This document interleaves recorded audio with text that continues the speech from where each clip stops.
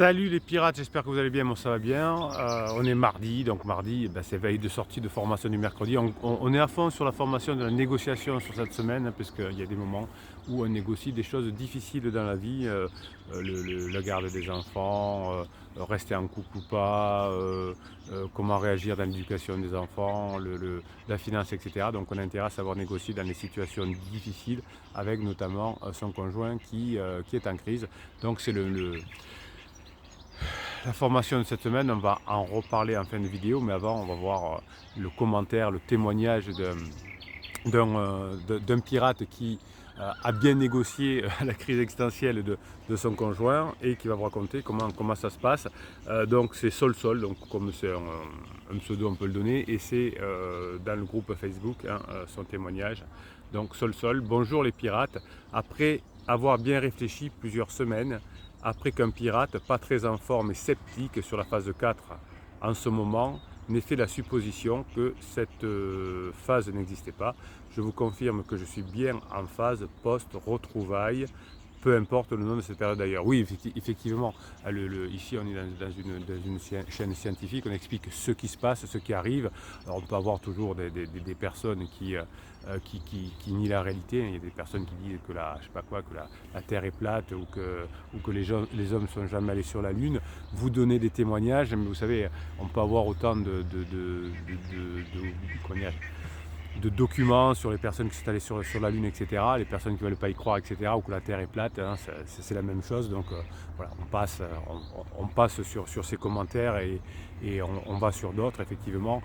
Et oui, évidemment, comme Sol, comme des milliers de personnes, effectivement, on passe en phase 4, si on fait ce qu'il faut. Alors évidemment, si on harcèle, si on fait des interdits, si on commet des propulsions, eh bien, on ne peut pas y arriver. Si on fait ce qu'il faut, eh bien, il y a des bonnes probabilités d'y arriver. Et en tout cas, il y a 100% de chance que vous soyez mieux dans votre vie si vous bossez plus sur vous, et puis vous augmentez les probabilités d'y arriver.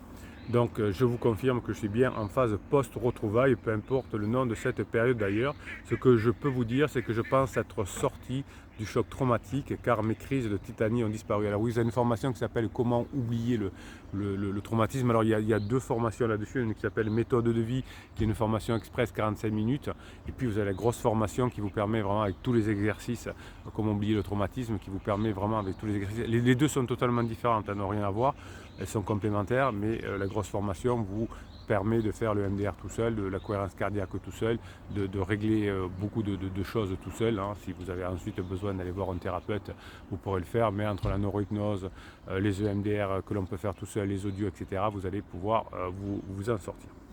Donc Sol est sorti du choc traumatisme, les crises de tétanie ont disparu, ce qu'on appelle dans la formation le freeze, c'est-à-dire qu'on est frisé par le choc traumatique et on ne peut plus agir, on ne peut plus être dans l'action positive.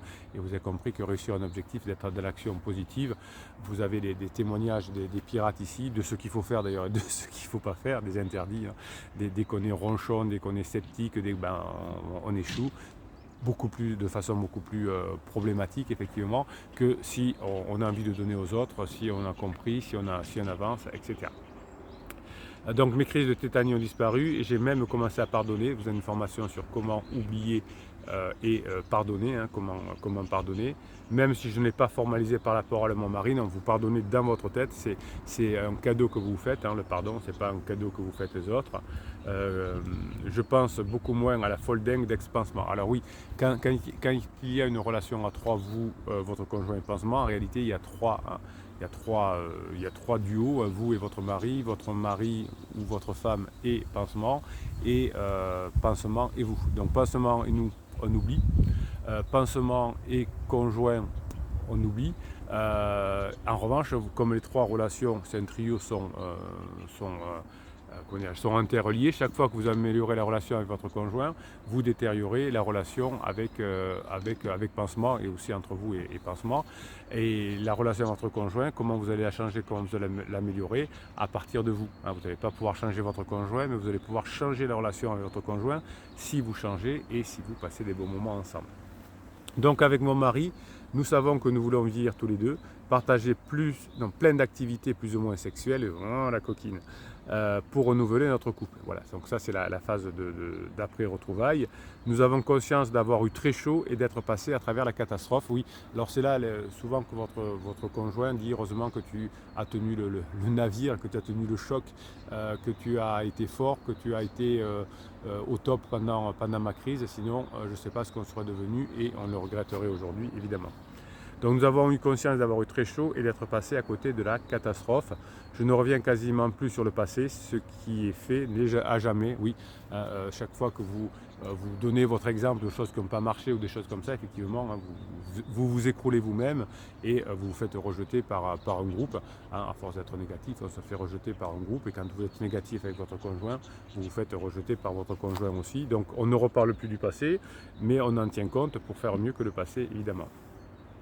Je suis dorénavant la priorité de mon mari, c'est bon ça, hein, parce qu'il y a quelques temps avant, on disait je t'aime plus, laisse-moi tranquille, je veux partir un week-end, et puis vous redevenez la priorité de votre mari. Mais c'est pas parce qu'il y a eu un miracle, hein, c'est parce que de nouveau, vous répondez aux besoins de votre mari, parce que vous avez compris comment fonctionne un couple et comment on est heureux ensemble.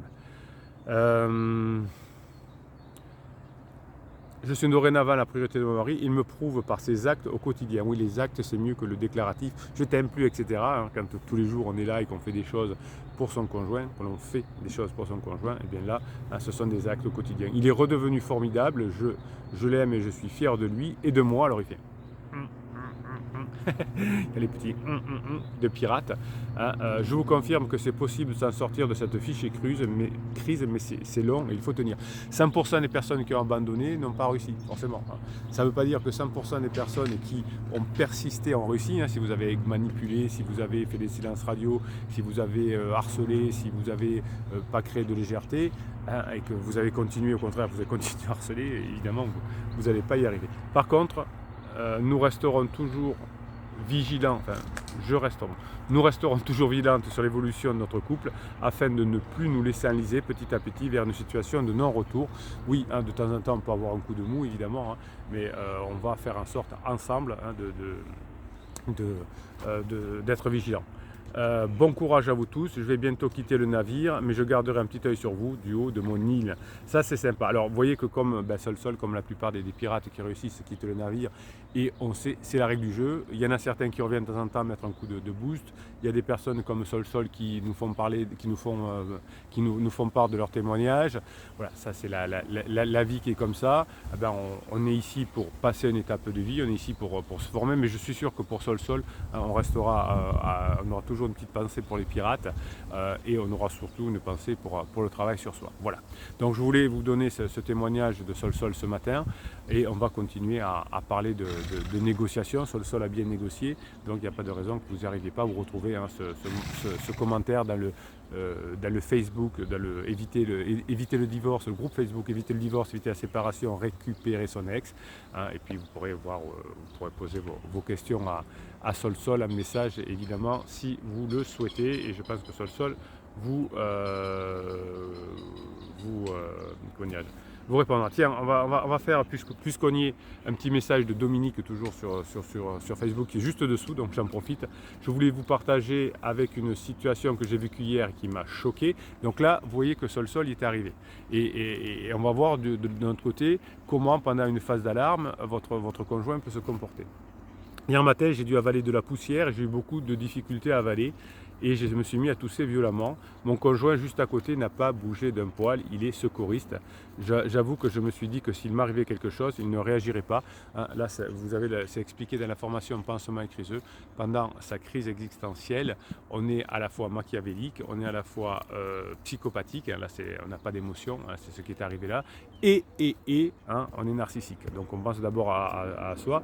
Oui, je sais, c'est de la supputation, mais c'était incroyable. Je lui ai dit que j'étais choqué, on aurait dit un petit garçon honteux, et cela fait partie des comportements de criseux. Alors je rajouterai pendant la phase d'alarme essentiellement. Hein. Bisous à tous. Voyez, vous avez les deux choses comme ça.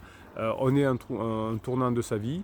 Il y a des moments durs, hein, Dominique l'a fait, et puis si on fait ce qu'il faut, hein, il y a le témoignage qui permet d'y arriver. Mais effectivement, quand on a un conjoint comme ça qui oublie de nous secourir quand on a un problème, ça ne donne pas très envie de rester avec. Mais si vous avez décidé de rester avec, ça ne nous regarde pas. Vous savez, ici on vous aide, on ne juge pas. Hein. Des fois, je vous dis, votre conjoint ne me fait pas trop envie, ne nous fait pas trop envie, vous êtes souvent d'accord. Donc c'est vous qui décidez, hein, de ce que vous allez faire avec votre conjoint. Allez, on va parler un peu de négociation, on va se régaler.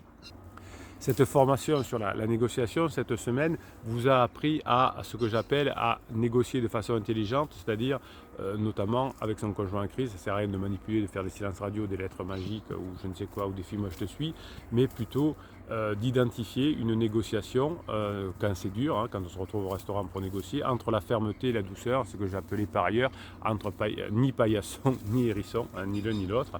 Donc vous allez apprendre dans la formation à collaborer pour s'attaquer à un objectif qu'on a en commun, par exemple mieux communiquer avec ses enfants ou trouver une solution pour les enfants, et vous allez tenter de collaborer, de vous attaquer aux problèmes, à vos objectifs, et vous allez identifier ensemble, hein, c'est ce que vous apprenez à faire, des solutions viables plutôt que d'adopter une position d'affrontement face à l'autre, face à l'autre partie, face à votre conjoint en crise. Si vous négociez tout de suite là, il faut parler, on y va, je veux te parler tout de suite, etc., vous ne serez pas prêt et vous ne pourrez pas avoir ce mode de négociation, hein, collaborative. Donc ça, je vous explique comment gérer le problème quand votre conjoint vous dit faut qu'on parle, hein, dans la solution, dans la formation de négociation. Je vous explique évidemment comment réussir avec fermeté et avec douceur à différer la discussion, non pas pour la fuir, hein, comme dans le film Moi je te suis,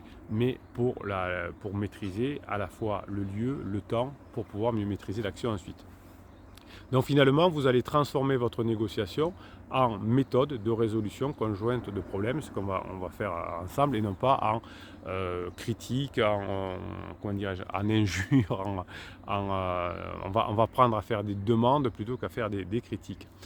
Finalement, si vous apprenez cette méthode de négociation, que l'on apprend aussi, hein, par exemple les négociateurs du RAID du GIGN emploient ces méthodes-là, ça va permettre finalement aux deux parties de créer des relations de confort, hein, dans la négociation, et que le résultat soit bénéfique pour les deux, hein, que par exemple on ne tue pas le preneur d'otages, et qu'on sauve les otages, et que le preneur d'otages s'en sorte avec une peine qui sera acceptable pour lui, pour se reconstruire plus tard. Donc on essaye toujours d'avoir une solution bénéfique pour tout le monde, et cette méthode de négociation, plutôt que d'aller à la confrontation, vous permettra de gagner du temps, de l'argent, de l'énergie, hein. Si vous divorcez, ça vous donne beaucoup d'énergie, c'est 20 000 euros la première année, 10 000 euros les autres, enfin souvent plus de ce que vous me dites d'ailleurs. Et vous allez pouvoir du coup gagner du temps, de l'argent, du stress, et passer au-delà des obstacles majeurs de la négociation. Ce type de négociation, quand on sait négocier, c'est un moyen puissant pour régler les conflits et pour optimiser les futurs échanges. Le premier obstacle à la négociation qu'on appelle collaborative, efficace, hein, c'est vos propres émotions. Et si vous n'êtes pas prêt, si on vous dit faut qu'on discute là et qu'on discute tout de suite, votre conjoint aura des émotions négatives, et vous aussi, et vous vous sentirez peut-être apeuré, ou peut-être triste, ou peut-être en colère, en tout cas ni dans la joie, ni dans la surprise, ni dans le préfrontal. Donc la négociation que vous allez préparer, hein, va vous permettre de réagir de manière raisonnée et pas de manière impulsive, hein. Votre conjoint, quand il faut parler, hein, c'est impulsif. Vous allez du coup renoncer à maintenir finalement quelque chose de positif dans l'avenir pour défendre votre point de vue actuel, hein, si vous êtes dans vos émotions négatives. Donc il faut qu'on parle, vous allez vouloir vous défendre parce que vous n'êtes pas prêt, et du coup vous allez rentrer dans un dysfonctionnement, puisque vous serez dans votre chambre à coucher ou à la maison et sans témoin, et ça va mal terminer. Donc vous allez vous préparer dans la formation à avoir, grâce à la position, hein, une relation positive avec votre conjoint. Donc finalement, on apprend aussi à travailler sur la gestion de ses propres émotions avant de chercher à maîtriser les émotions de l'autre partie, hein, ce que les personnes qui veulent manipuler veulent faire et ça ne marche pas. Donc finalement, il y a un jeu tactique à tout ça. Votre conjoint a eu une pression de pansement, veut parler tout de suite et va avoir des signaux d'alarme, hein, des tics nerveux, des troubles de l'élocution, des choses comme ça. Et si vous n'acceptez pas d'être sérieux avec vous-même, d'être fort avec vous-même pour différer la négociation, vous allez ensuite avoir de la frustration. Et votre conjoint aussi, parce que vous ne serez arrivé à rien, vous ne serez pas resté fort sur vos positions, vous n'aurez pas été ni hérisson ni paillasson, vous allez le regretter, votre conjoint aussi, et du coup ensuite il y a des bouderies, des silences radio, des choses comme ça. Donc la première idée, c'est de ne pas prendre de décision à la hâte et de différer. Et si vous prenez le temps de réfléchir, si vous demandez lors du repas au restaurant le temps de réflexion, le temps de la mise au point, le report de la négociation, ça va vous permettre de saisir mieux les opportunités. Et si vous choisissez le lieu, si vous choisissez le temps de la négociation, vous pourrez à nouveau créer de la confiance avec votre conjoint et vous aurez des meilleures opportunités de négociation. Et vous savez que le secret de la réussite, c'est on se prépare, on a la bonne attitude, on saisit l'opportunité et on agit. Donc vous voyez que là, vous avez l'opportunité qui est là en faire. Donc certaines personnes sont à l'aise en négociation, mais ne savent pas avoir l'opportunité. Eh bien vous allez créer l'opportunité de bien négocier en différant le temps et le lieu, et vous allez vous préparer. Donc un des obstacles dans des négociations difficiles avec votre conjoint en crise sera de gérer les réactions de votre partenaire, et votre job, là, hein, c'est ce qu'on apprend à faire dans la formation, c'est de créer un climat propice à la résolution conjointe de votre problème. Vous apprenez aussi évidemment à éliminer toute émotion négative chez vous, hein, au moment de la négociation, mais si on vous dit il faut qu'on parle, vous n'aurez pas le temps de vous préparer, et vous allez préparer le terrain, je vous explique comment on fait, pour qu'il n'y ait pas d'émotion négative chez votre conjoint non plus. Donc face à votre conjoint, vous n'allez pas vous comporter en adversaire, mais vous allez prêter une oreille attentive de façon à pouvoir comprendre ce que dit votre conjoint et répondre à ses besoins. Alors vous n'allez pas répondre à ses besoins si vous dites on va divorcer tout de suite, mais vous allez répondre à son besoin de s'exprimer, de vider son sac, et ensuite, en posant des questions, arriver jusqu'à la phase d'épuisement de cette mini-négociation et de pouvoir remporter la solution en disant on va y réfléchir. Ensuite, si vous bloquez quelqu'un qui est en train de parler, vous allez créer des frustrations. Donc laissez parler, posez des questions au contraire pour bien vider son sac. Si vous êtes au restaurant, si vous êtes dans un endroit, un lieu public, le vidage de sac sera moins violent que si vous êtes sans public et à la maison. Donc vous allez montrer que vous respectez au moins ses opinions, hein. Alors ça veut dire pas t'as raison, évidemment, elle n'est pas des paillassons, mais ça veut dire écoute, j'entends ce que tu dis. Voilà, j'entends ce que tu dis. Alors vous ne le dites pas avec ces mots, hein, c'est nul, ces trucs de psy, j'entends ce que tu dis, etc. J'entends. Dis oui, t'entends, mais tu fais rien. Donc on écoute et on évite de dire non, t'as tort. Voilà.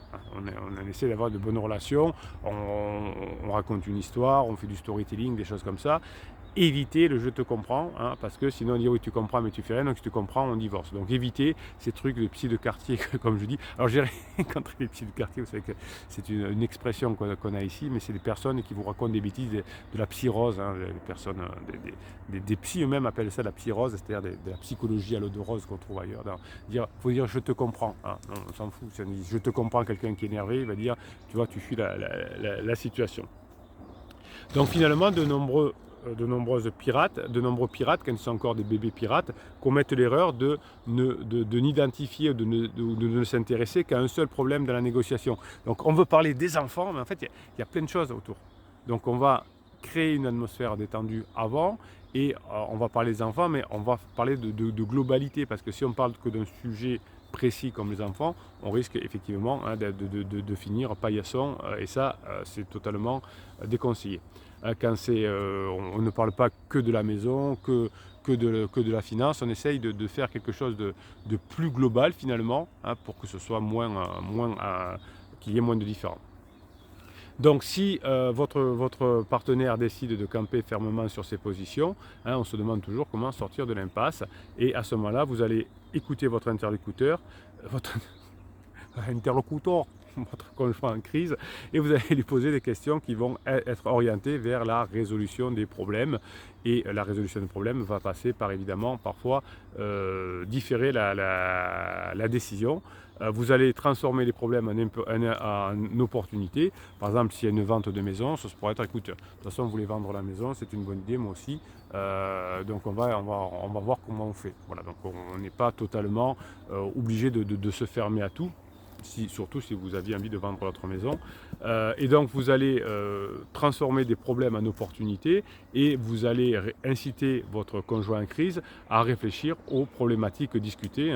Par exemple, si on veut parler de séparation, on peut régler ça, on peut parler aussi de la fin de l'année scolaire. Par exemple, dire oui, écoute, il faudra qu'on envoie là pour les enfants, mais on va leur laisser au moins la fin de l'année scolaire. Donc si votre conjoint ne veut pas débloquer la situation, si vous pensez que vous n'y arriverez pas et qu'il ne veut pas changer de position, eh bien vous allez mettre en œuvre quelque chose qui s'appelle le différé et vous dire écoute, bon, je vais y réfléchir, on va voir, on n'est pas 3 jours près, on va encore y réfléchir. Donc le succès de la négociation va reposer sur 80% de temps sur la préparation et nous pensons que plus de 50% du processus de la négociation est empreint de psychologie. Eh bien oui, préparation plus savoir-faire, plus psychologie, plus grinta, eh bien va faire que vous aurez un résultat différent. Ce n'est pas tellement les arguments, la rhétorique qu'on va forcément poser, même si c'est super important, c'est la préparation et c'est la compréhension de fonctionnement de l'être humain. Aïe, je suis attaqué par une ronce. Allez, Bruno Marchal, il vous dit tiens, on va dire un petit bonjour à Lustrado. Il était là, tout à l'heure je tenais un peu le pied de la caméra parce qu'il avait son museau contre moi, là j'avais le museau à 2 cm. Bruno Marchal, il vous dit passez le mardi que vous méritez. On se retrouve dès demain pour une nouvelle vidéo.